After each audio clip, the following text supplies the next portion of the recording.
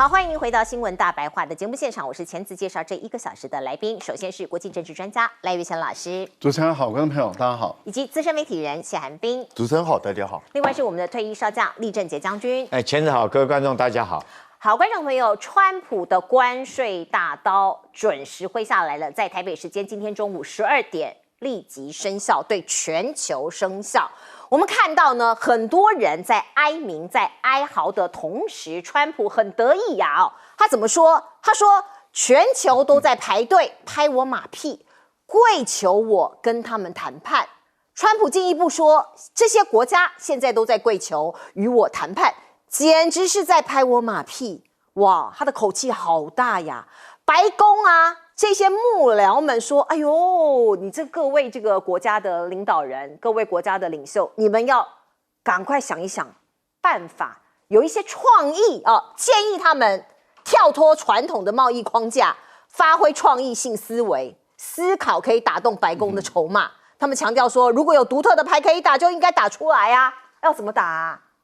你是要跳火圈还是要吞火球嘞？这真的是太夸张了。我们看到美国现在予取予求，有一些国家就任由他拿，像是南韩就示弱了已经跟川普谈关税的国家，现在日本、以色列、南韩，这个讲的是跟川普通电话，包括韩德洙他也跟川普通上了电话说有希望和南韩达成关税的协议，那当然要细谈了。不过大家都知道，韩德洙现在只是代理总统，因为6月3号南韩的总统要大选嘛那我们也可以看到呢，川普就说已经讲好喽，对方的顶级团队正飞往美国，两国会有一个机会达成很棒的协议，而且韩德洙据说啦已经答应川普不会跟中国还有日本联手对抗川普的关税。哇，真的都跪下了吗？好，我们再来看看川普怎么评价南韩的。他直接讲，你们是捞钱机器，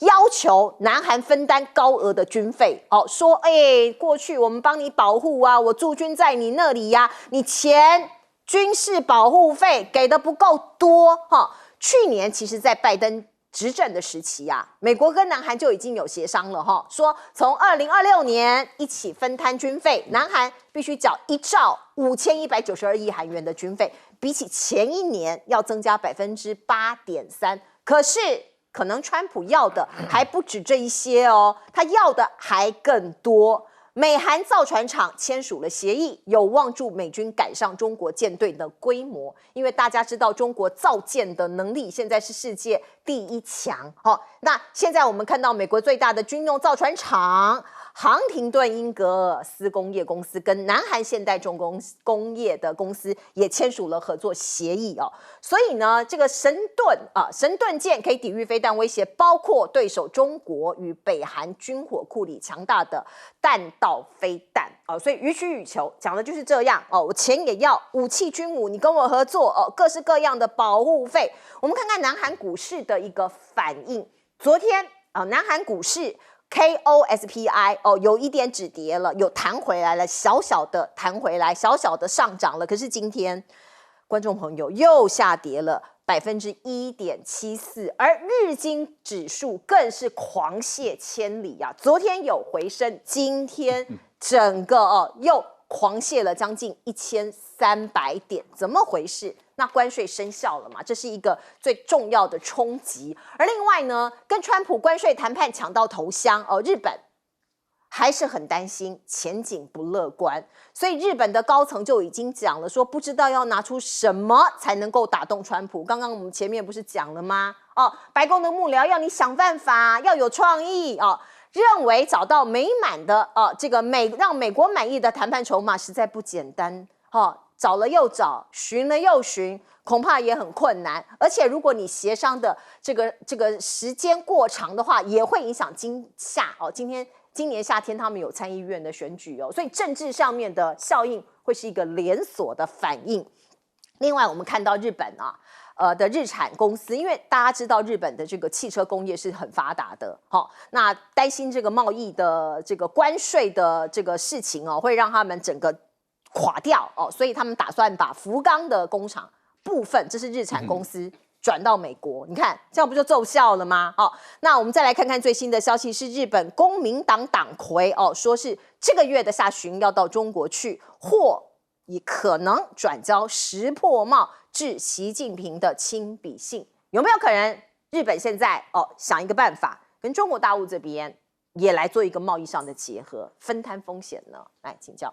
川普这个讲话太粗鲁了，太无理，而且太野蛮了啊！他这样子的羞辱啊，这些已经跪地求饶的人，这个就好像我们在前2天一直在强调，就是说，美国川普这样的一只野猫，当他抓到一只老鼠，抓到以后，你这只老鼠到底是应该起来跟这个野猫来跟他对抗，还是你要跪地求饶，寻求这只野猫它的仁慈宽大？那如果你要有尊严，反正都是死嘛，你就有尊严的跟他拼一下，但是问题就在于我们看到这些老鼠绝大部分的都是跪地求饶，里面韩国也好，日本也好，越南也好都是这样的一个做法。结果你看被川普这样子无情的羞辱，那你要把他羞辱到什么地步最后还不是死？我觉得这个真的是一个可悲的事情。不过韩德洙他没有决策权。因为他是过渡的总统，所以重大的政策他没有决策权。6月3号新的总统上来了以后，因为尹锡悦是被弹劾的，所以是一选上就是就职了所以他们很快的就会上任。那现在韩德洙派了一个代表团去，你最终还是要这个总统来拍板定案。为什么呢？因为川普他要彰显他已经是一个帝王一个君王。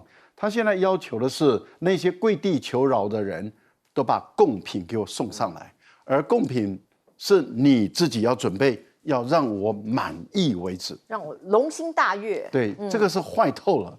这个等于是最早以前几千年来这种封建的专制思想。这种封建的专制思想就是说，你必须要为我你的朝贡要把你的贡品想好，所以这些人这些奴才他们要想方设法的，然后要殚思竭虑的去想说，我要找什么样的贡品才能够满足这位独裁者他的龙心大悦。那台积电也供上去了嘛，结果得到的是羞辱。刚刚又有个新的川普又说话了，他说：“你看，我就说跟你台积电课100%的关税，你看他马上自动的就送上门来了。”那我现在不只要这些，我要更多。那这个就是什么？这个就是你这个贡品送上去以后，他不够满意，他要的是整个台湾的半导体全部给我搬过去。这个叫什么？这个叫做赖清德，你要为我们台湾负责任台积电你们这是负责任，你要为我们的股东负责任你们把台积电当贡品送上去，还遭到羞辱，他还要更多。那我们的股东怎么办？台积电对台湾来讲影响怎么样？然后赖清德你怎么对台湾的民众做交代？现在的韩德洙怎么为韩国人做交代？石破茂打了一个电话求饶，求了半天以后，以为这个川普会放他一马，结果照样课征关税。他现在的态度很简单川普的态度，他说他跟韩德洙打了一个电话，他说这个从阿拉斯加到这个日本、韩国、台湾的这条天然气管线中日日本、韩国、台湾，你们要付钱来帮我修这条管线，岂有此理当时俄罗斯的北溪2号线从俄罗斯接到这个德国的时候，这个是双方各出一半的钱合组一家叫做北溪2号线的这个天然气管公司，而且它的公司的总部放在第三地，也就是瑞士。至少是俄罗斯跟欧盟是各半的。现在是川普要我们来付这个钱，目前估计就要400多亿美元，而北溪2号线才90亿美元呢，各半才出45亿欧元，而不是美元，是欧元，各半出45亿欧元，而川普这一开口就是要400亿，台湾凭什么要拿出这个钱来？然后他就规定你韩国，你就是要跟我买天然气，然后接着呢，我需要船厂，我的船厂都已经成为废墟了，你要来我这边盖船厂，所以他说你必须要帮我造船，可是制造业要回流到美国，所以并不是在你的国家造，是在我的国家造。在美国，所以我的这个废墟的船厂，你要去投资，然后你要去整顿，你要去购买设备，你还要培训工人，然后结果在我美国造船，不止这个，我的美军驻守在你这边，国防部长不是才去吗？说台湾有事，美军过来支援，那所以等于是美军守在韩国，不是为了保护韩国，是为了说要介入台湾的事情，所以军演就来了嘛。好，那结果呢？这笔钱你韩国给我买单，哇，这个韩国人现在是什么时候软骨头软到这个地步啊？坦白讲，这个跟我想象中的韩国人真的是有差距哦，有差距哦。对哦，那韩德洙软成这个样子，脊梁骨到底跑去哪里啊？好像国内也没看到抗议，是不是他们在忙着大选啊？因为尹锡悦操作这种仇中反中有部分的效果。OK， 然后仇中反中里面他就完全亲美，所以就是为了让尹锡悦去美国唱个 American Pie， 然后从此以后那一些亲美的美国人他就有了声音了。有了声音以后，你看现在川普就是瞧不起你，说你就是来吻我的屁股嘛，不是吻了，亲了。那我们把它翻成说拍马屁了。但其实这句话更脏，对啦，脏得不得了。我们要翻译文雅一点点。对，好，来斌哥，川普现在有点得意忘形、目中无人。那为什么？因为他们这几天一直在强调，70几个国家排队在要等着跟我谈判。你看那个真的是万国来朝那种，果然是天朝上国，所以他当然很爽。可是他真的有这么爽吗？其实我觉得未必。为什么？因为美国内部的反弹声音也非常大，美国的股市表现也不好，是，对不对？所以它的内忧其实是很大的，而且在逐渐累积当中。那外面呢？你看哦，他讲话是讲得很硬，比如说越南，你零关税也没用，我就叫你一定要满意，给我满意的东西才行。那对我们台湾也是呛家，你台积电赶不过来，我要抽你100%的关税。然后对中国大陆也是直接104%，史上最高的关税生效。那可是，其实我个人认为，川普还是在虚张声势。他其实自己心里头很清楚，时间也是不等人的。这个时间拖得越长，其实对他越不利。然后第一个，现在对他来讲一个最大的问题就是70几个国家要跟他谈，请问你怎么谈？你要怎么谈？而且美国人还讲说，川普都会参与哦，不可能啦！你怎么参与？70几个国家，你开什么玩笑？对啊，所以呢，他们讲的更幽默了，说你要让他高兴。对啊，这什么意思啊？而且有创意哦，是这70几个国家全部要扮老来子在，你还要有创意，跳火圈，要彩衣娱亲，对啊。所以这到底在鬼扯什么东西啊？其实我觉得他其实要的只是一个态度，他要的就是你们大家都听话，听话了之后，我就顺手这样让一点点东西出来，但是我美国就占了很大的便宜。他要的是这样，可是不要忘了，欧盟并没有完全软下来，因为欧盟知道如果完全软下来是不得了的事情。那中国大陆是很硬，一直跟他应对。那在这种应对的状况下，其实川普也有一点点放松。他说我等你们来谈啊，打个电话来就 OK 啦。看起来好像打电话来还有优惠的样子。那到底是怎样？当然不知道。可是我认为，川普这个人的个性就是这样：你对他硬着来，他可能还会尊敬你，把你当个对手；你对他软着来，那当然你们就是来跪舔啊，这不啰嗦啊。那我当然就是予取予求，你就看我高兴啊。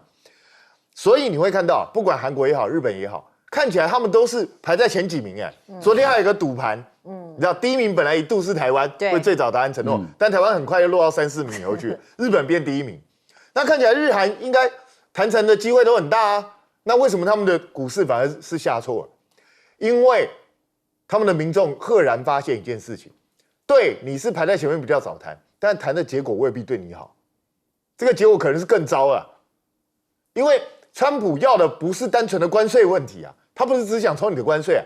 川普要的是什么？要的是你要把过去从我美国赚的钱全部吐出来给我。他要的是这个。那如果真的让川普达成这个目标，那请问一下，以后怎么活下去？美国这个市场完全放弃吗？不可能嘛。那请问怎么办？所以股市就马上展现出来，不确定性太大。当不确定性这么高的时候，民众也是瑟瑟发抖。但是问题是，我也请这些国家的民众也去想一想，你在外面看都觉得川普不确定性这么大，你觉得美国人认为他确定性很大吗？美国人也认为他不确定性很大，因为这个关税战今天中午开始生效，显而易见的，美国会立刻通膨，100%会立刻通膨，因为市面上的东西前几天已经都被大家抢得差不多了，那这几天大家都不敢进来，因为不知道你关税到底要抽我多少，所以在这种状况下，你货一定会少，货一少，马上物价就涨，是，那物价涨了，美国人能够撑几天？所以我一直觉得说，其实不用急，就慢慢跟川普谈。看看到底是美国能够一个人抵抗全世界，还是全世界能够把美国拖垮？刚刚彬哥提到的那个赌盘，现在最新的排名是南韩已经是第1名，南韩又第一啊！第1名。好，来将军，不管谁第几名，日本、韩国还有这几个国家，包括我们台湾在内，我觉得去谈绝对是没有用的，也谈不出一个效果。我们看到越南第一个嘛，他说我们零关税，马上不但没有答应，还继续打脸你，就说我不只是要零关税，其实他要的是你越南不可以，要跟中国大陆要争取更高的税率，不要越南不可以形成一个洗产地的国家。这个谈判有很多的技巧，可是你怎么样？我觉得全世界没有人能够谈得赢川普，为什么呢？因为我们经常讲一句话，台湾话讲叫做什么呢？叫做穷加用，用加熊。熊加摩天流，摩天流加心经魔境穷，对不对？川普他就是一个既没天良、神医又不正常的人嘛，那你怎么去跟他谈？那昨天后来大家赫然发现，有人突然发现说是川普的公式计算错了多算了4倍的这个关税，因为那天关税公布，大家想，哎呦怎么那么高啊？后来果然有一些学者去发现，就搞半天。堂堂一个美国，这么多的哈佛大学，这么多的经济诺贝尔学奖的得主，居然他们的总统算出来公式是错的公式，怎么讲呢？他的关税怎么算呢？他是说贸易逆差，是这个分母，下面来讲是除以进口关税乘以0.25乘以0.4。正常来讲，应该不是0.25啦，应该是0.945，也就是说，它叫这个系数是对口的传导率这是经济上的专有名词。但是很多的昨天在网络上面，大家很多就发现说，你这个公式套用的这种系数套用错了，应该是0.945，不是0.25，所以它算出来又多了4倍，你知道？那大家都没办法接受。可是我们看到，虽然说这个公式来讲的话，经济学者已经算说你这公式有问题，多了4倍。可是目前来讲，川普也没有要改的意思。所以我觉得这场各国去谈，根本就是没有筹码去谈。而且川普就像是刚刚前面2位讲的一样，他要的不是关税的问题，他要的是你把我美国赚的钱都把我还给美国。尤其是说他讲的赤裸裸的，就是你干脆捐钱给我，对不对我们不要谈了，你就把钱捐给我，或者买我的武器啊，或者是说你这个整个市场整个开放让我进去买，然后我定多少关税你都不可以反抗，都不可以讲话，就这么关税。他要的就这个那你去有什么好谈的？所以我觉得各国就等着踹了蛋吧。那大家后续来讲，就看着世界上面经济的再一次的大萧条。是，你看川普这么疯狂全世界几乎都跪下了，都不敢反抗。现在唯一看起来还站得比较直的就是中国大陆了。那美中这场大战到底谁可以笑到最后呢？我们先来看看一名20岁的网红，他是美国人最近到中国大陆去做一些直播到各地去做一些报道啦大概就是一些画面。那他看到呢有这个中国大陆的一个表演琵琶名曲《十面埋伏》的时候，第一次听到这一首音乐，他脱口而出“天佑美国”。我们来看看。That's so cool.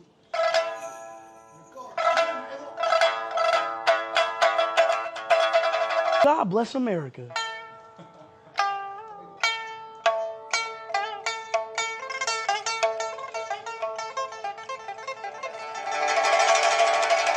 Woo. Hey, you are amazing. Newbie. Oh my God, that was fire. She went Super Saiyan on her hand. That was crazy. 好，这一名穿着粉红色 T 恤的人，在中国大陆大家叫他这个甲亢哥，因为他的表情动作都非常的夸张，很像甲亢一样那他叫 Speed。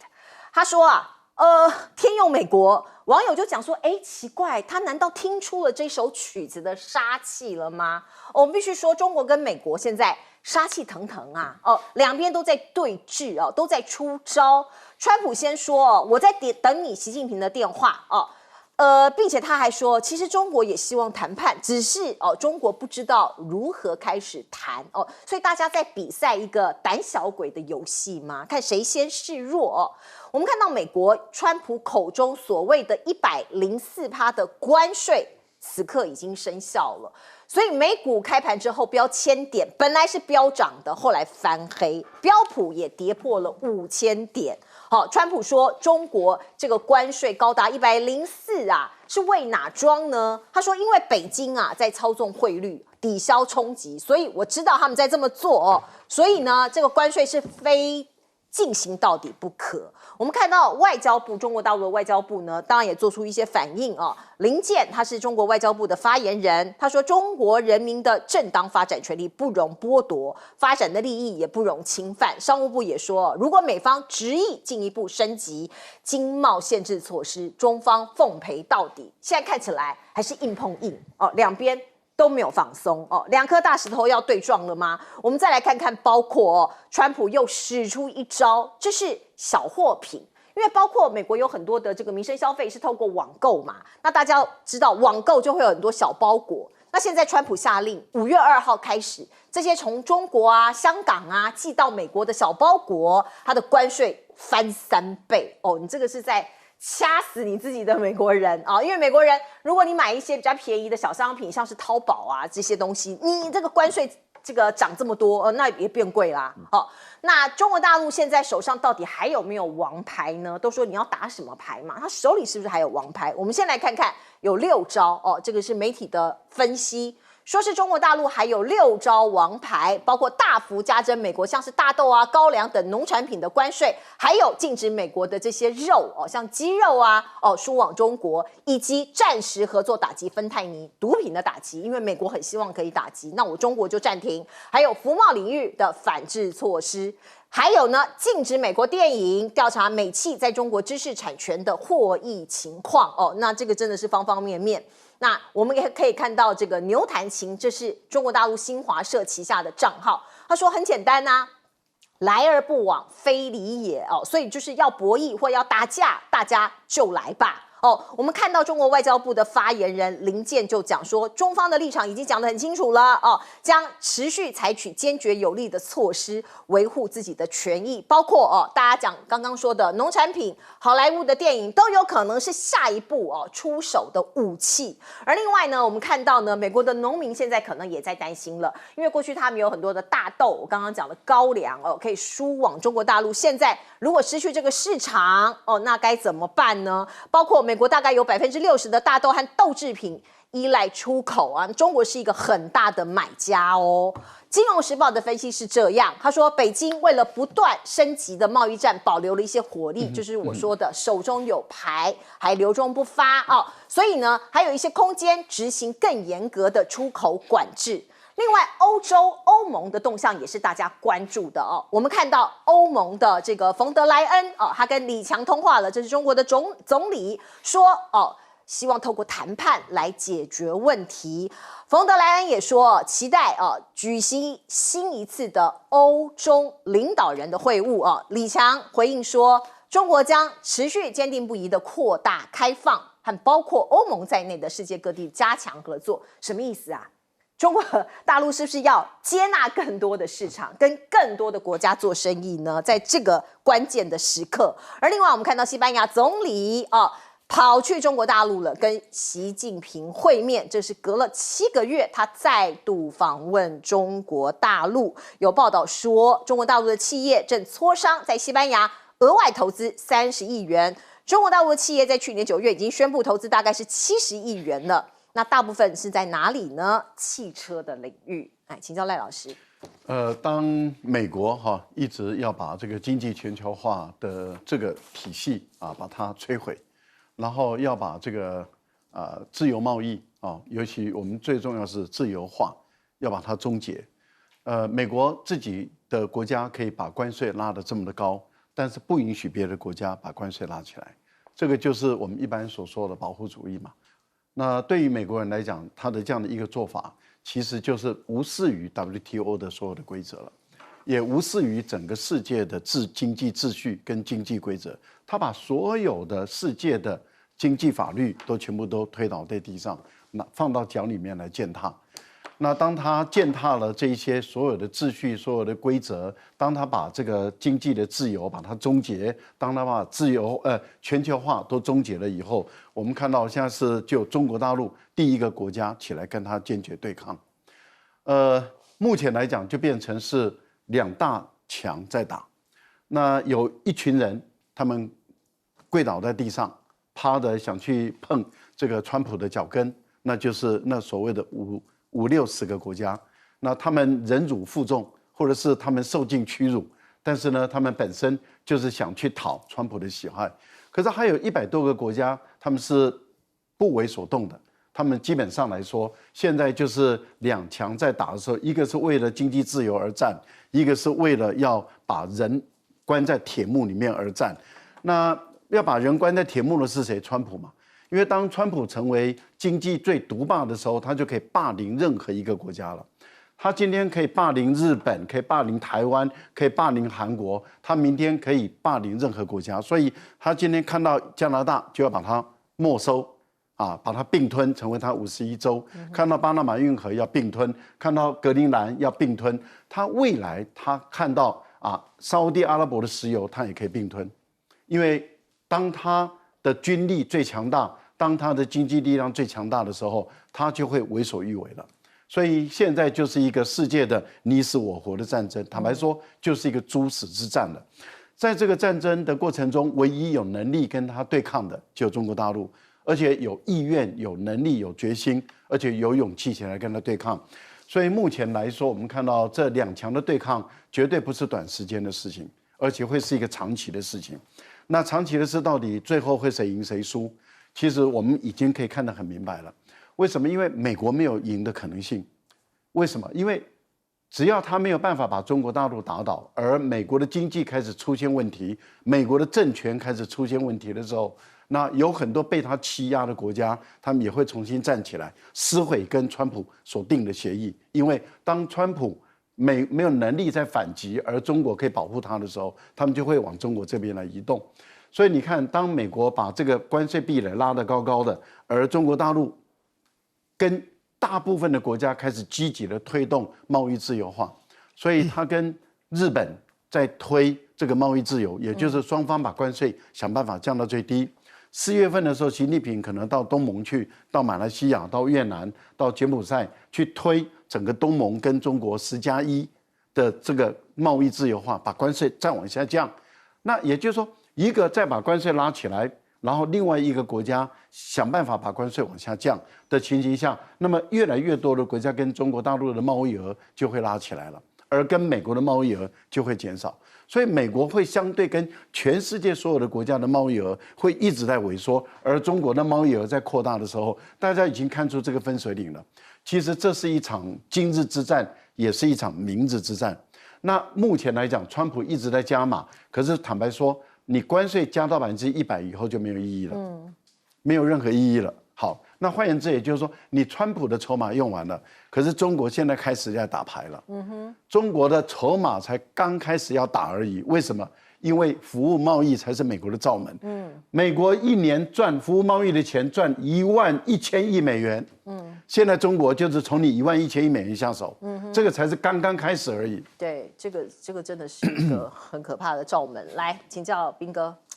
我是觉得，川普是不是搞不清楚美国过去这几十年是因为什么东西强大？其实美国当然，你说100年前美国可能是因为工业制造业才慢慢强起来，可是后来的24世纪大战以后，美国不是因为这样。是啊，美国其实为什么把制造业慢慢分给其他国家做，是因为金融业、服务业、其他这些东西更赚钱啊。没错。那实际上表面上好像是美钞一直在往外输出，可是你不要忘记美钞是什么？美钞就是这张纸啊。对，你在印钞票，然后全世界提供你便宜的这些好用的这些器材，其实谁占了便宜？我觉得是美国人占了便宜。可是川普现在却认为全世界在占他便宜。那你现在要把它全部收回来，很好啊。那当然，很多国家因为比如说外贸导向的国家，他就很难不屈服。因为他手上筹码不多。那可是这一些像中国大陆这样的大国就很难会屈服。为什么？因为是你过去花了好几十年的时间，把中国大陆硬逼成一个全部都有的国家，它自己构成一个体系。那实际上，当美国逼急的时候，中国大陆现在也慢慢，你既然我本来不想跟你全面脱钩，但如果你真的非要逼我的话，那我只好真的就逐渐跟你脱钩啊。所以最近中国大陆在卖美债啊，我先卖了500亿嘛，后面还有7000多亿就慢慢卖，然后如果能够的话就慢慢，如果你真的要对我征104%的关税到底，那就自然脱钩。为什么？我东西卖不去你那边，这边完全没有竞争力啊。那同样，你美国的产品也不要想进中国大陆啊，那大家就逐渐脱钩。可是问题来了，就是你美国当你措施越来越多的时候，其实基本上没有意义。像你小额包裹这个东西，对你这样会不会对中国大陆的电商造成伤害？会。可是对你美国消费者会造成更大的伤害。你觉得这样好吗？你的民间的反弹的声浪已经很大，那当这些人又买不到过去他们可以很轻易买到便宜的东西的时候，你逼他们转而去买美国比较贵的东西，甚至根本买不到这些东西的时候，你的民意不会沸腾吗？然后中国大陆其实它当然，你看这一次104%关税它就没有跟，为什么？因为没有意义。实际上你真的54%之后就跟征100%是一样的意思，反正彼此都卖不到对方那边去嘛。那接下来他可能就会针对美国的农产品啊相关这些东西出招，因为过去几年他早就预想到会有这样的一个问题，所以他早就分散它的来源。所以美国在这一方面要卡住中国大陆，老实讲非常困难。那接下来就是看谁的气场。那你觉得谁的气会长？那现在众说纷纭，有的人认为大陆，有的人认为美国。那我们就看事实决定嘛，看谁的气会比较长。导致欧洲显然不想拼这种气场，所以欧洲在干嘛？一方面表面上就要精准打击，实际上就半妥协。某一些东西你要征关税就征吧，但是我还是极力争取。但是有一些东西我要象征性的，我要对你抽一些高关税。但与此同时他在干嘛？赶快去跟中国大陆谈，至少我先保住中国大陆这边的市场。这就标准的两面手法。我觉得 OK， 很正常。一个欧盟要维系自己的生存，本来就应该要这样做。可是川普自己就要想到，如果这个谈判牵延日久，当你自己本身内部的压力锅快要炸的时候，请问一下，到时候当全世界大家都在看风向，这个风向一旦被人家看出来，恐怕到时候倒霉的不是世界各国，是川普自己。所以川普现在还要跟在那里，跟这边比较好。对，没错，真的跟在那里。你看他讲这句话哈，川普说中国也希望谈判啦，这是什么？你赶快给我一个台阶，让我下来吧。你来跟我谈，我一定好好跟你谈。但是中国这时候会不会去谈？我保证绝对不会。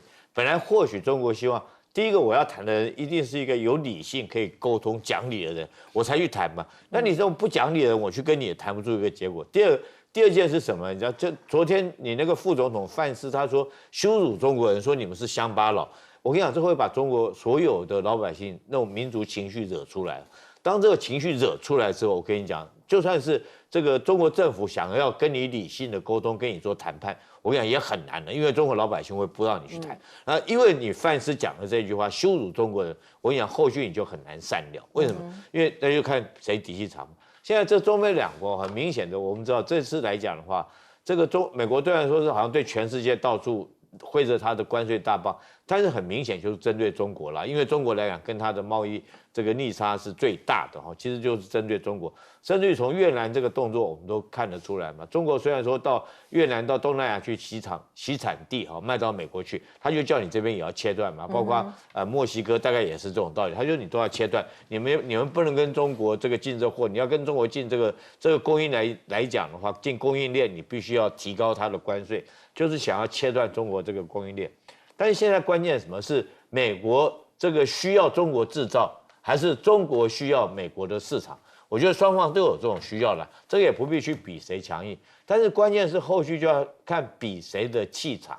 那比看谁的气场，第一个我们现在看到这个美国国内已经开始在掀起暴动了，因为他买不到便宜的牛奶，买不到便宜的衣服，甚至于连 iPhone 都扬言要涨价。在这种状况下，美国已经开始暴动了。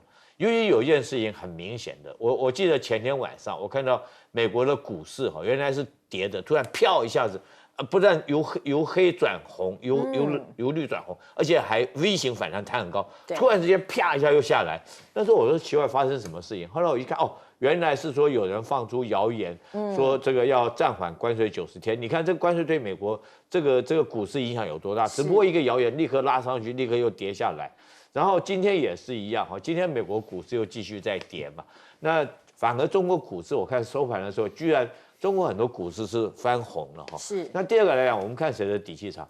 这个我们中国人经常有一句话讲什么话来，就老子回家种，大不了老子回家去种田嘛。哎，那真的是他就回家种田了，因为他第一个储蓄率它比较高，对吧？民众的储蓄率比较高。第二个，他耐得住贫困的生活，他勒得紧裤带。你美国做得到吗？你美国做不到，我大不了回家去嘛。那你美国能够不用 iPhone 手机吗？你能够不喝咖啡吗？你咖啡自己本身就国内就没有嘛。当你这些都没有，必须要中国制造的时候，我觉得老百姓第一个造反。所以我们看到美国现在遍地已经烽火了。后续来讲，我觉得是美国可能会先撑不住。是美国人到底撑不撑得住？我们看到有人上街头，有人在囤货，可是这一头川普还在说。我们每一天就靠这个关税赚进了663亿元。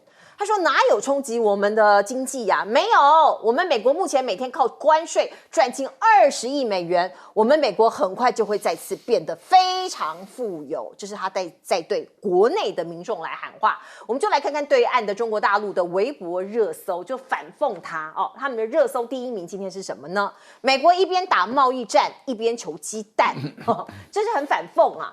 一方面呢，他在卑微求蛋。大家知道，美国缺蛋已经缺了很长一段时间了，到处求爷爷告奶奶，像丹麦、法国、瑞典要求说，赶快进口给我们吧，我们向你买蛋吧。可是欧洲都说没有多余的鸡蛋了所以你可以看到现在的窘境是不是都还跟在那里呢？美国涨价潮来了，我们刚刚说了美光它开了全球第一枪因为关税的关系，它转嫁客户。今天开始，它宣布加收产品的附加费这是来自于路透社的报道。而另外呢，一般小老百姓常常会去逛的超市、大卖场，价格也蠢蠢欲动了我们看到，包括美国的好事多说是很快就会涨价了，有11款商品，专家讲今年夏天可能首当其冲，包括进口的乳酪、冰箱、洗碗机、微波炉，还有电子产品进口米农产品进口咖啡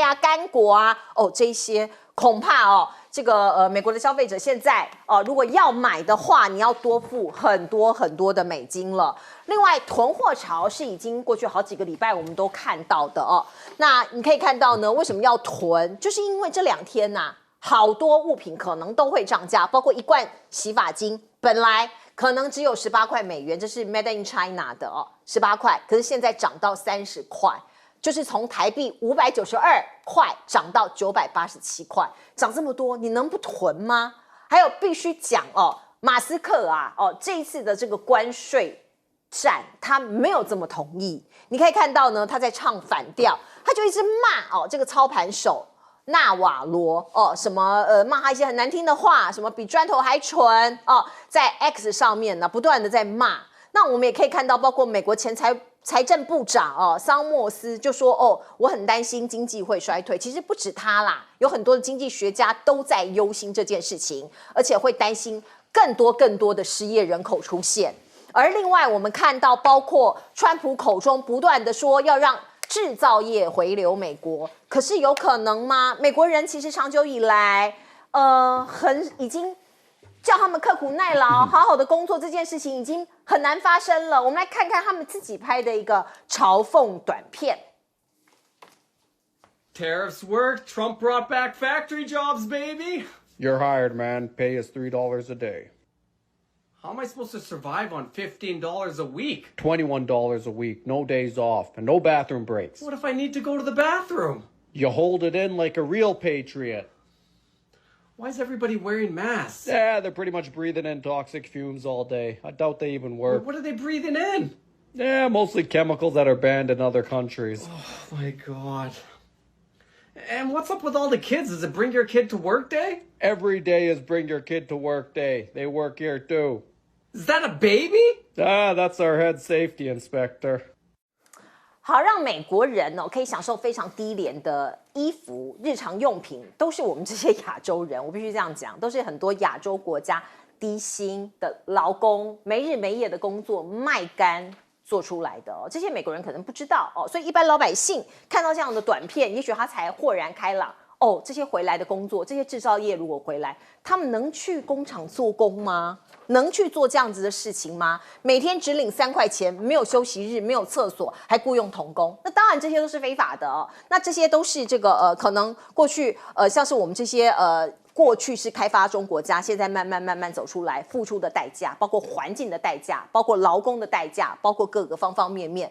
我们看到美国这些高阶层，包括川普在内的领导人，他们想的是什么？让美国的工人做 iPhone 啊。iPhone 回到美国做多好啊！这是美国的商务部部长说的。可是问题是，他们能够坐在那儿做一只 iPhone 手机吗？哦，在那边组装吗？哦，我们再来看看，包括这一个画面，制造业回归，请导播让我们看看。你可以看到呢，现在网上疯传了美国工人埋头苦干的迷因图跟影片哦，这是在 TikTok 上面，网友以人工智能生成的影片，就是 AI 生成的影片，显示美国民众在工厂里头工作，还有穿制服组装手机的画面，这是未来的美国。这是未来美国的图像吗？哦，所以我们可以看到呢，如果好，就像是一个 iPhone 手机好了，它回流到美国去组装好了，你知道成本会变成多高吗？它不可能一天只领3块美金啊，观众朋友，所以这个成本就会推升，所以未来一只 iPhone 可能要卖到11.6万台币，好，大概是这个美金3500元，所以它的成本一定会推高的嘛，好。我们看到川普就在痛批说，许多国家长期以来都恶劣的对待美国，我们任人摆布被欺负的对象。他是不是搞错了？刚刚彬哥已经讲了，他搞错了，所以他可能还要回去再把这个 update 一下哦，这个科技发展，还有美国的这个服务经济的输出的一个这个历史。另外，我们再来看看孟加拉这个国家。我们说到有一些国家很可怜呐，像是孟加拉就是其中一国，它非常的穷。它这个国家有很多人在做成衣，就像你看到这个画面，这个画面还算是整齐的哦。有一些工厂啊，里头是妇女还有童工哦，上次发生大火就很多人，很糟糕的环境。那现在呢，孟加拉也被课高关税，所以孟加拉的临时的政府哦，就致函川普说：“求求你，可不可以晚一点，帮我们把这个关税 delay 一下这个关税。”3个月，我们很惨呐。孟加拉是仅次于中国的全球第2大服装生产国，拥有将近3500家工厂，它雇佣大概400万工人，廉价的服装的血汗工厂压榨当地的劳工，让西方国家能够享受廉价的时尚。大家说快速时尚，一件 T 恤3块钱，一件洋装10块美元，怎么来的？就是这么来的。其实它这个牵涉到人均所得的问题啊，就是说美国的人均所得跟孟加拉国的人均所得是天地之别。那因此呢，你的产品如果在孟加拉生产的话，你支出去的工资就是这么低嘛，因为它的日薪、它的月薪它就是很低，那你的人事成本的支出当然就相对来讲就低了。人事成本的支出低，然后它的房价也低，土地也低，然后你整个产品的制造成本就相对来讲就下降了，那下降了当然就比较好卖嘛，那买的人也可以买到一个比较便宜的产品。可是如果你要把这一些产品都移到美国去，而美国的人均所得就是比较高嘛，那所以美国人的工资，例如说他一个礼拜他的工资要21块或者要50块，那你想想看美元哦，那你想他的所得就是这么的高的情形下，你的成本就垫高了，电费也贵，土地也贵，房子也贵，人工成本也贵，那都贵的情形下，你又对世界各国课高关税，所以它的原料材料也都上涨了。你这些原料材料从国外移到美国来，给这些工人在组装的时候，它的成本就上涨了。那我们不要讲美国的消费者。你说苹果如果在美国组装出来一只苹果手机能够卖到哪一个国家？请问一下，你外国你一个国家都卖不出去，没错。那你自己国家贵得不得了，然后外国的手机进来的时候就把你的手机就砍得一塌糊涂，所以你苹果就一定倒闭嘛。苹果没有富士康，富士康都全部移到美国去，我们现在就请富士康，郭台铭，你站出来说，你愿意把富士康整个移到美国？你看你的富士康在美国生产制造出来的手机的成本应该要多少？我想那个郭台铭最清楚，一只手机在美国生产要多少，就知道了。我们进一下广告。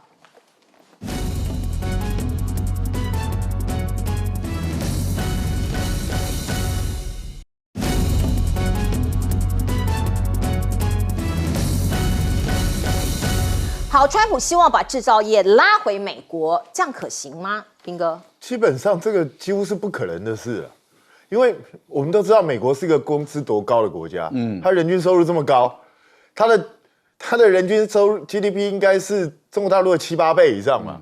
那请问一下，你高出这么多人事成本，你怎么把成本降下来？根本几乎不可能嘛。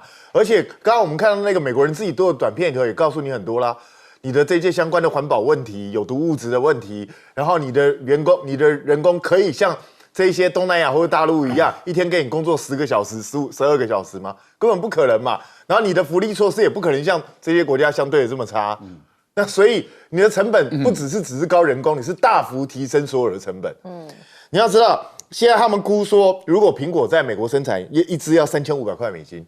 大家如果记得的话，连这个甲亢哥这么有钱的人哦，他去看到那个华为的那个3折手机，都说一个手机要3000块美金，太贵了，这 incredible 不可思议。然后他买了3只，但是人家是有钱人呐、你要知道，如果苹果现在一只普通的苹果手机就要3500块美金，那你要知道今年苹果传说中可能要出折叠手机，那一只不是要4、5千块美金以上？对啊，有可能。那还得了？谁买得起啊？对，所以这是一个基本的商业原则，我想川普不可能会不懂。好，我们先进一下广告。